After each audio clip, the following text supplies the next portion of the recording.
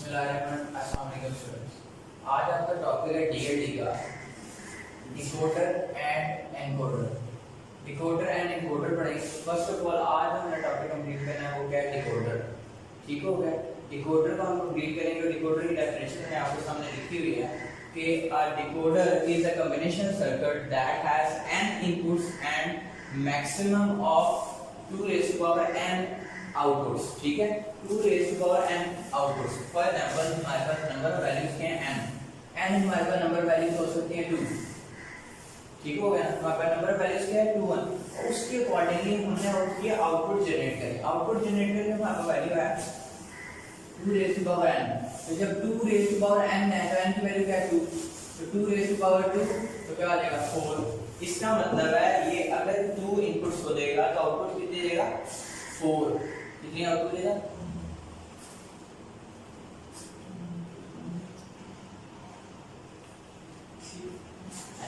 2 raised to power n. n means number of terms which is included in a combinational circuit which is given in a combinational circuit as an input। उसके according आप बताएंगे को। अब basically मैं आपको बोलता हूँ कि n इक्वल्स टू अगर 3 है तो 2 raised to power क्या हो जाएगा 3 हो जाएगा। 2 raised to power 3 क्या आता है 8। तो आउटपुट कितने हो जाएंगे 8 हो जाएंगे। ठीक है, 2 × 2 × 2 × 2। ठीक हो गया? ये क्लियर हो गया पॉइंट। नेक्स्ट देखें, अब इसका क्या ब्लॉक डायग्राम मैं आपको बना के दिखा रहा हूं कि हमारे पास कितनी इनपुट्स हैं? सिर्फ 2 इनपुट्स हैं। ये अनेबल लाइन को फिलहाल छोड़ देते हैं आप, क्योंकि लास्ट टाइम हमने मल्टीप्लेक्सर में भी अनेबल लाइन पढ़ा था। तो अनेबल लाइन को फिलहाल हम खत्म कर देते हैं, यहां मैं वो भी कर देता हूं ताकि आपको कोई इशू ना हो। और इसमें अनेबल लाइन डिकोडर में हम लाजमी यूज करते हैं। जैसे मल्टीप्लेक्सर में हमने अनेबल लाइन यूज की थी, ऐसे ही हम लोग इसमें भी अनेबल लाइन यूज करेंगे। देखें 2 इनपुट्स हैं और आउटपुट कितनी है 4 आउटपुट्स हैं। ठीक हो गया? और ये 2 to 4 डिकोडर, 2 to 4 डिकोडर है। ये एनकोडर है, बेसिकली एनकोडर से डिकोडर किया जा रहा है, डिकोड किया जा रहा है यहां से 2 to 4 डिकोडर। ठीक हो गया? अब बेसिकली 2 वैल्यूज हैं, उसके आउटपुट 4 आएंगे। ब्लॉक डायग्राम मैंने इजीली बना दिया। एक अनेबल लाइन यहां पर होती है, उसको ई से अनेबल लाइन मैंने कर दिया। मैंने नेम दे दिया I1 I0, जैसे मैंने लास्ट टाइम S1 और S0 दिया था। इसी तरह यहाँ पर मैंने A1 और A0 दे दिए। ठीक है, इसी तरह इसके आउटपुट भी मैंने इस दफा चेंज किए। मैंने क्या किया, पहले मैंने I0 दिया था, अब मैंने Y0 Y1 Y2 Y3 कर दिया। ठीक है, जस्ट उसको चेंज। अब इसके आते हैं ट्रुथ टेबल के ऊपर, क्योंकि आपको पता है कि जब हमारे पास 2 इनपुट्स हैं तो उसके आउटपुट कितनी है 4 है। ठीक हो गया? अब आउटपुट 4 है तो हमारे पास इनपुट कितनी आएंगी 2 आएंगी। अच्छा, ये भी एक लिखने का तरीका होता है।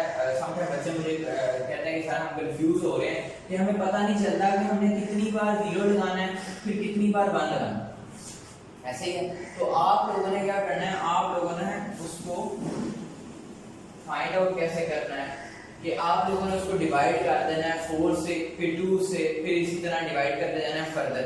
जितनी उसकी वैल्यूज है उसके अकॉर्डिंगली आप डिवाइड करते जाएंगे। अच्छा, नेक्स्ट हमारे पास क्या होती है, ये अनेबल लाइन को फिलहाल छोड़ दें, इसको टेबल को मैं बताता हूं आपको बाद में क्यों मैंने इस तरह निकाला। पहले इनपुट और आउटपुट की बात करते हैं। वही इनपुट क्या है हमारे पास A1 और A0। मैंने क्या दिया कि उसको 0 0 1 1, इसको भी छोड़ दें आप लोग, ये बारे में कंफ्यूज नहीं होना आप लोग। ये जस्ट अनेबल लाइन के लिए मैंने बनाया 0 0 और 1 1, जैसे लास्ट टाइम बनाया था 0 1 0 1। ठीक हो गया? नेक्स्ट यहां पर हम देखें हमारा आउटपुट क्या है Y0 Y1 Y2 and Y4। अब आपने कंफ्यूज नहीं होना। आप लोगों को लास्ट में मैंने बताया था कि कॉम्बिनेशनल सर्किट जब हम क्रिएट करते हैं उसकी ब्लॉक डायग्राम क्या होती है, एक सीक्वेंस से चल रही होती है।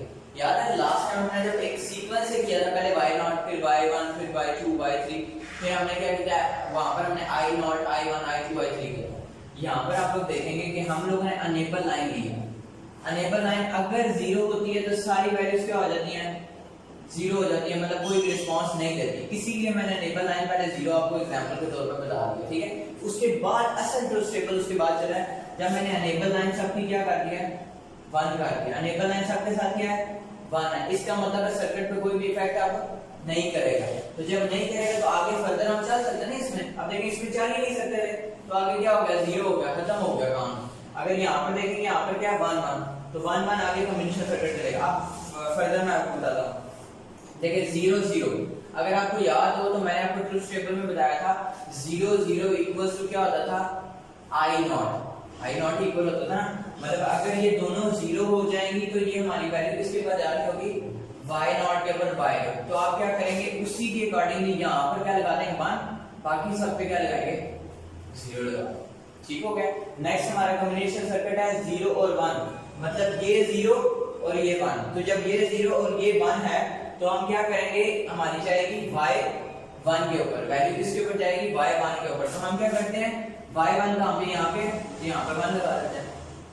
ठीक हो गया। और बाकी क्या हो जाएगी 0। आपको छोटी सी चीज ट्रिक बताऊंगा कि इसको आपने याद किस तरह रखना है। जब बड़े टेबल्स आपने फॉर्म करने हैं ट्रुथ टेबल, तो आपको लॉजिक क्लियर हो जाएगा कि हमने इसको फॉर्म कैसे करना है एज सीक्वेंस। अगर आप सीक्वेंस को चेंज करते हैं, फॉर एग्जांपल आप y3 को पहले लेके आते हैं तो फिर सीक्वेंस चेंज होगा, वो मैं बता देता हूं। नेक्स्ट यहां पर देखें हमारे पास क्या है, दोनों वैल्यूज क्या है, हमारे पास फर्स्ट वैल्यू 1 है, दूसरी क्या है 0। ये 1 है, ये क्या है 0। तो हमारे पास आउटपुट में क्या आएगा y2। तो मैं y2 के ऊपर क्या लगा देता हूं 1 लगा देता हूं, बाकी क्या कर देता हूं 0 कर देता हूं। अब नेक्स्ट क्या है, दोनों 1 है तो हमारा y3 रह गया, तो y3 के ऊपर 1 लगा दें। अब इसमें एक सिमिलर चीज होती है जो आप लोगों ने ट्रिक के तौर पे याद रखनी है। यहाँ पे देखिए इसके डायगोनल में सारे 1 आते हैं, तो ये सबसे इजी वे है किसी भी ट्रुथ टेबल को जानने के लिए या बनाने के लिए कि उसके डायगोनल पे क्या आ रहे होंगे 1 आ रहे होंगे। इसका मतलब वो ट्रुथ टेबल क्या है, बिल्कुल ठीक है, 100% ठीक है। समझ आ रही है मेरी बात की कि आप लोगों ने कि डायगोनल में जब उसके 1 आ रहे होंगे तो आपको पता होना चाहिए कि वो डायगोनल में 1 आ रहे हैं, तो इसका मतलब हमारा आंसर क्या आ रहा है, बिल्कुल ठीक है। क्योंकि देखें सबके आउटपुट में क्या आ रहा है 1 आ रहा है, नहीं आ रहा, आउटपुट में 1 आ रहा है और हमारे पास आउटपुट दे दिया है। अब इसी के अकॉर्डिंगली यहाँ पर देखें बूलियन एक्सप्रेशन, बूलियन फंक्शन को देखें। बूलियन फंक्शन में फर्स्ट ऑफ ऑल मैंने क्या लिया y नॉट। आपको पता है कि अनेबल लाइन 7, उसके बाद अनेबल लाइन बिल्कुल पॉजिटिव है, मतलब 1 है, तो इसके ऊपर कॉम्प्लीमेंट नहीं आएगा।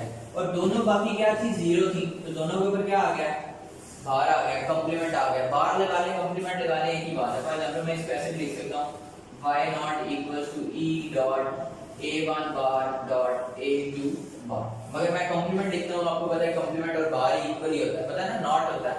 तो अब नेक्स्ट देखें y1 equals to e dot, अब इसके ऊपर यहाँ पर 0 आ रहा था। अगर आप यहाँ पे देखें ये वाली वैल्यू को देखें तो यहाँ पर क्या आ रहा है 0 आ रहा है, यहाँ पर 1 आ रहा है, मतलब a1 क्या होगा कॉम्प्लीमेंट और a नॉट क्या होगा सिर्फ सिंपल होगा।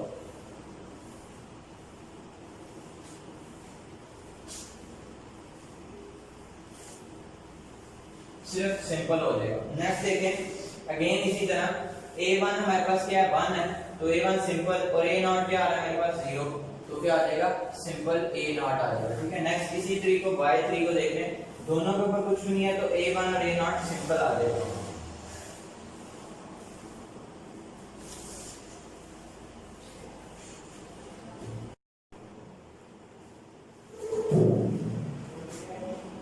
अच्छा जी स्टूडेंट्स, तो हम बात कर रहे थे अनेबल लाइन के साथ ट्रुथ टेबल ऑफ डिकोडर। ठीक हो गया। तो डिकोडर का ट्रुथ टेबल मैंने आपको बताया था कि ये भी है कि आप डायगोनल में देख लें कि सारे अगर 1 है तो आपको पता चल जाएगा कि डायगोनल में अगर 1 आ रहे हैं तो हमारा वो ट्रुथ टेबल बिल्कुल ठीक है। उसके बाद मैंने बूलियन फंक्शन के बारे में बात की है कि बूलियन फंक्शन का क्या होता है। तो बूलियन फंक्शन ऐसे ही है जैसे मैंने आपको बताया कि आप 0 0, तो इसका मतलब यहां पर देखें अनेबल लाइन a1 और a नॉट। ठीक है, मैंने a2 लिख दिया था गलती से, फिर मैंने उसको a नॉट कर दिया क्योंकि इनपुट में मैंने a नॉट लिखा हुआ है। नेक्स्ट देखें आप लोग यहाँ पर 0 0 दिया हुआ है, 0 0 दिया हुआ मतलब दोनों के ऊपर नॉट है, तो मैंने क्या लिखा y नॉट इक्वल्स टू, क्योंकि y के साथ 1 है ना, ये देखिए y नॉट के साथ इसका 1 है, तो y नॉट के साथ अगर 1 है तो ये वाली लाइन इसको डिनोट कर ले, मतलब आउटपुट में ये वाली इनपुट ये वाली आउटपुट आपको शो दे रही होगी, वो हम लॉजिक डायग्राम पे क्रिएट करेंगे तो आपको पता चल जाएगा। नेक्स्ट यहाँ पर देखें आप लोग कि y not equals to a one bar line, उसके बाद a1 complement dot a not complement, मतलब दोनों के ऊपर कॉम्प्लीमेंट किया है, दोनों वैल्यूज के 0 है, मतलब ये भी 0 है ये भी 0 है। नेक्स्ट है y1, ये वाला y1 इस इनपुट को ले रहा है, तो बेसिकली ये आउटपुट में 1 यहां पर दे रहा है y1 में, तो मैंने लिखा y1 equals to e dot a1 complement dot a naught, मतलब यहां पर 0 है तो कॉम्प्लीमेंट आ जाएगा, यहां पर बनाना तो सिंपल ऐसे ही आ जाएगा। नेक्स्ट देखें y2 equals to e dot a1 dot a not complement, a not complement मतलब a 0 कॉम्प्लीमेंट आया, तो मतलब ये क्या है हमारे पास, ये क्या है 1 और ये क्या है 0। नेक्स्ट देखें y3 equals to E dot A1 डॉट A0। तो ये दोनों के ऊपर देखें 1 1 है, तो दोनों के ऊपर कॉम्प्लीमेंट नहीं लगेगा, तो दोनों सिंपल ऐसे लिख देंगे। अब इसकी लॉजिक डायग्राम को क्रिएट करते हैं। अब आपने क्या करना है, आपका टास्क क्या होगा कि आप लोगों ने ये मैंने बनाया है 4 to 4, ठीक है। आपके ग्रुप में डिफरेंट बनाए होंगे, आपने उनको प्रैक्टिस करनी है और आपने प्रैक्टिस करके मुझे सबमिट करवानी है एज एन असाइनमेंट, ठीक है। मैं आपकी पोस्ट कर दूंगा असाइनमेंट को, ताकि आपको क्लियर हो जाए कि मैंने हम लोगों ने एक असाइनमेंट भी सबमिट करवानी है, ठीक है। तो आप लॉजिक डायग्राम की तरफ चलते हैं बेसिकली। तो लॉजिक डायग्राम क्रिएट कैसे करें, फर्स्ट ऑफ ऑल लास्ट में मैंने आपको बताया था इनपुट्स के ऊपर आपने ध्यान रखना है। ये जो इनपुट्स हमें दी गई है, ठीक है, मैंने इसको सर्कल कर दिया, इसको मूव कर देता हूं।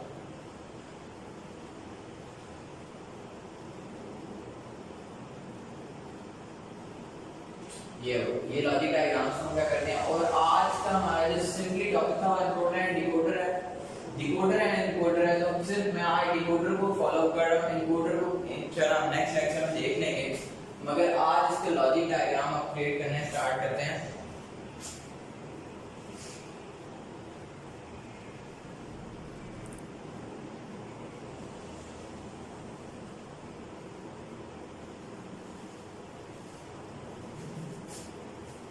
चलिए लॉजिक डायग्राम क्रिएट करना स्टार्ट करें। मतलब ये क्या लिखा हुआ है A1 और A0, मतलब दो लाइन हमें चाहिए A1 और A0, मतलब ये हो गया A1 और ये क्या हो गया A0, ठीक हो गया। अब बेसिकली मैं आपको बताता हूँ फर्स्ट में क्या चाहिए, दोनों पे कॉम्प्लीमेंट चाहिए, मतलब नॉट यूज करना है। तो मैं क्या लगाता हूँ, यहाँ पर ही लगाता हूँ नॉट लगा लूँ या बबल लगा लूँ, एक ही बात है। उसके बाद मैं इसको पास करता हूँ और आगे क्या ऑपरेटर लगाया था, लास्ट टाइम हमने एंड ऑपरेटर लगाया था, अगर आपको याद हो तो हमने एंड ऑपरेटर को यूज किया था। और एंड ऑपरेटर के थ्रू हमने क्या किया था, लॉजिक डायग्राम क्रिएट।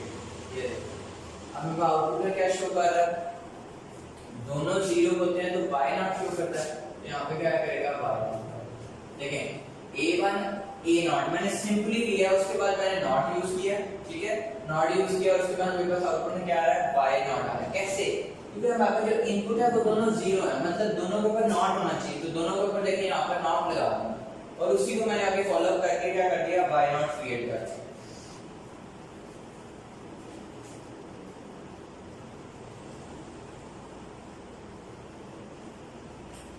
नेक्स्ट इसी को आप लोग देखें, ये क्या लिखा हुआ है 0 और 1, मतलब पहले वाला क्या होना चाहिए, नॉट होना चाहिए, और दूसरे वाला क्या होना चाहिए, सिंपली 1 होना चाहिए, मतलब सिंपल ए नॉट होना चाहिए, ठीक है। तो मैं ये देखिए ये वाला नॉट है, यहाँ से एक नॉट लिया, ठीक है, और ये वाला सिंपल है तो मैं यहाँ से सिंपल लिया, ठीक हो गया। और इसी को मैं यहाँ पे एक एंड ऑपरेटर लगा देता हूँ,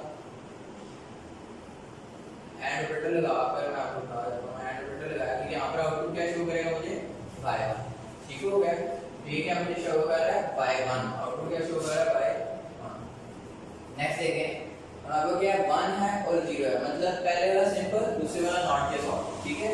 तो पहले वाला सिंपल, मतलब पहले वाला यहाँ से लाया, पहले वाला यहाँ से लाया नॉट के बगैर, थोड़ा नीचे ले जाता हूँ ताकि मैं जो नॉट वाला है वो इजीली आगे उसको ला सकूँ। मतलब दूसरे वाला क्या है, नॉट के साथ है, ये देखते हैं, ये नॉट के साथ हम लेंगे, उसको यहाँ पर फिर क्या लगा दिया, एंड, ठीक है। और ये मैंने इसीलिए लगा दिया क्योंकि लास्ट टाइम मैंने बोला था कि मैंने एक सबको पहले इनपुट दे दी थी, फिर एट द एंड मैंने क्या किया था, सब एंड ऑपरेटर के सामने क्या लगाया था, नॉट का बबल साइन लगा दिया था। मगर सम टाइम आप देखोगे तो आपको एग्जांपल इस तरह मिल सकती है कि नॉट यूज हो के, फॉर एग्जांपल आपकी बुक में एग्जांपल दिए हुए हैं, तो नॉट यूज हो के आगे वो डायग्राम क्रिएट कर रहा है, तो आपने कंफ्यूज नहीं होना, वो बबल भी ठीक है, ये भी ठीक है, दोनों ठीक है, जो आपको इजी लगे आप उसको कर सकते हैं। आगे नेक्स्ट देखें, नेक्स्ट हमारे पास क्या है, लॉजिक डायग्राम में 1 1, मतलब टेबल में क्या है 1 1, तो मतलब दोनों क्या है, सिंपली नॉट के बगैर है। तो हम क्या करेंगे, सिंपली एक यहाँ से ले लिया, ठीक है, या इसी को एक्सटेंड कर लिया, ठीक है। मैं एक्सटेंड भी कर सकता हूँ और मैं क्या कर सकता हूँ, इसी को आगे भी यूज कर सकता हूँ। तो मैं इसको एक्सटेंड कर देता हूँ, यहाँ मैं इसी को आगे से ले सकता हूँ। तो मैं आप लोगों के लिए क्या करता हूँ, इसी को एक्सटेंड करने से मैं एक और बना देता हूँ एंड, और ये क्या आ जाएगा, बाय 3। तो ये आपकी लॉजिक डायग्राम होगी, इसमें हमने नॉट को भी यूज किया है। अभी देखें बार बार मुझे बबल लगाने की जरूरत नहीं पड़ी। अब इसमें एक चीज अलग जो मैंने आपको लास्ट टाइम एक बिल्कुल लास्ट में लेक्चर में बताई थी ताकि आप लोग समझ रहे क्योंकि अनेबल लाइन, अब अनेबल लाइन का रोल प्ले होता है। अगर जीरो था तो मैंने आपको बताया कि सारा क्या हो जाएगा, जीरो हो जाएगा, खत्म हो जाएगा। मगर आप क्या यहाँ पर वन है तो अब सबके साथ हमने अनेबल लाइन लगानी है, तो हम क्या करते हैं सिंपली एक अनेबल लाइन लेते हैं, यहाँ पे ले लेते हैं अनेबल लाइन, और मैं क्या करता हूँ उसको सिंपली सबके साथ कनेक्ट करता हूँ। और